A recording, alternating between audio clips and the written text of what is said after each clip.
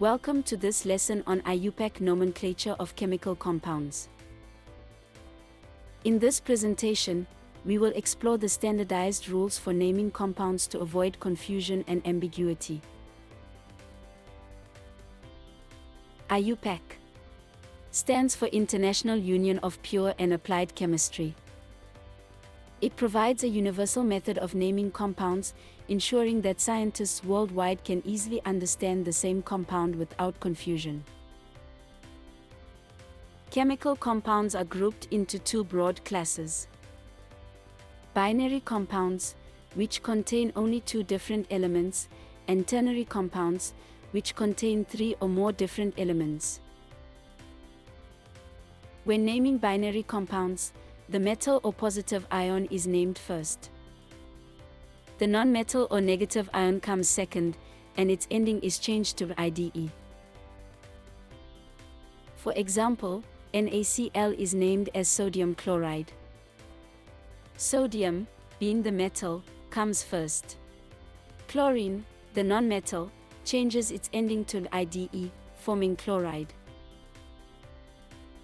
When both elements are nonmetals, prefixes are used to show the number of atoms. Examples of prefixes are mono, di, tri, and tetra. The prefix mono is not used for the first element's name.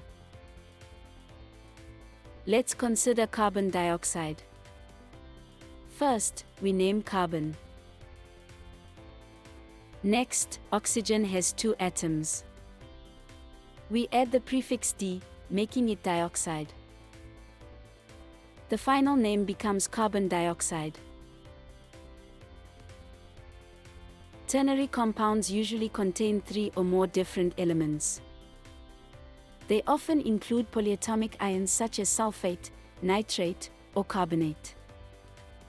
The metal or positive ion is named first, followed by the polyatomic ion. Here are some common polyatomic ions: sulfate, nitrate, carbonate, hydroxide, and ammonium. Let's consider potassium nitrate. First, we name potassium, the metal.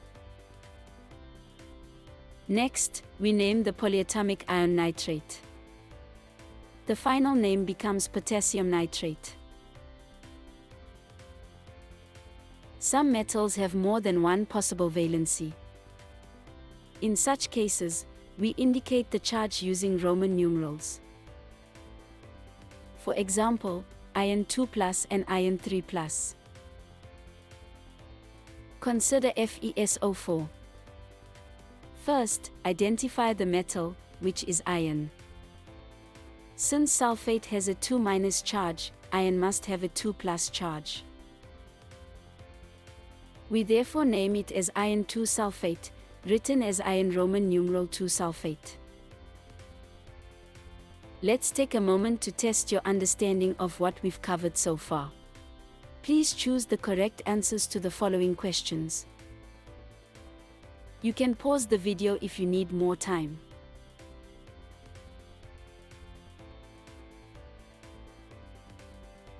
In summary, the IUPAC system provides consistency and clarity when naming compounds. For binary compounds, name the metal first, then the non-metal with the ending IDE. For non-metal compounds, use prefixes. For ternary compounds, name the metal first, then the polyatomic ion. Finally, for metals with variable valency, use Roman numerals. Thanks for watching. To deepen your understanding of any topic, explore our comprehensive resources, including revision notes, past questions, gamified quizzes, and workbooks. These tools are designed to help you master the concepts effectively and enjoyably.